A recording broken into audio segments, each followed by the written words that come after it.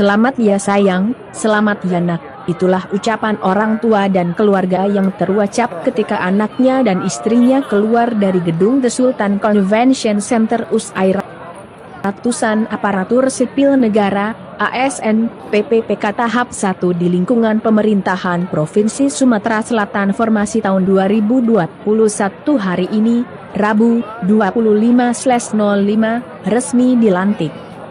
Sejumlah keluarga dengan handball kuet atau bunga tangan, bergegas sambil berlari kecil menuju pintu keluar untuk memberikan bunga tersebut kepada anaknya berupa tenaga pendidik PPPK usai dilantik. Ada yang memberikan kepada suaminya yang sudah 9 tahun baru dilantik menjadi aparatur sipil negara, ASN. Bertempat di The Sultan Convention Center, total ASN yang dilantik pada tahap pertama kali ini berjumlah 1.553 orang yang terdiri dari 160 orang CPNS, 75 orang PPPK non-guru dan 1.318 orang PPPK tenaga pendidik guru.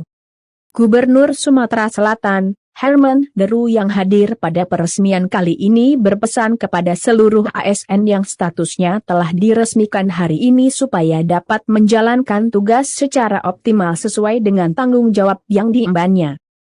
Sejak kita resmikan hari ini, maka status 1.553 ASN ini sudah resmi untuk menjalankan tugas mereka sesuai dengan tanggung jawab yang mereka emban, ujar Deru usai peresmian. Selain itu, ia juga mengingatkan para ASN seputar kewajiban yang harus mereka jalankan selama bertugas, salah satunya berkomitmen penuh membangun Sumsel dengan penuh kejujuran.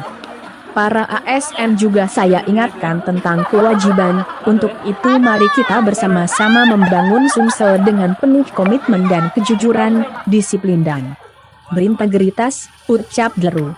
Sementara itu, Kepala BKD Sumsel, Noel Elisha menuturkan, para ASN yang telah mendapatkan SK nantinya ditugaskan untuk melapor dan bisa langsung bekerja di instansi tempat mereka bertugas.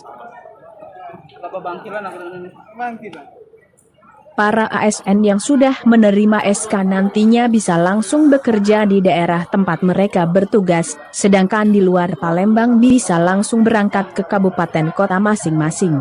Tutupnya.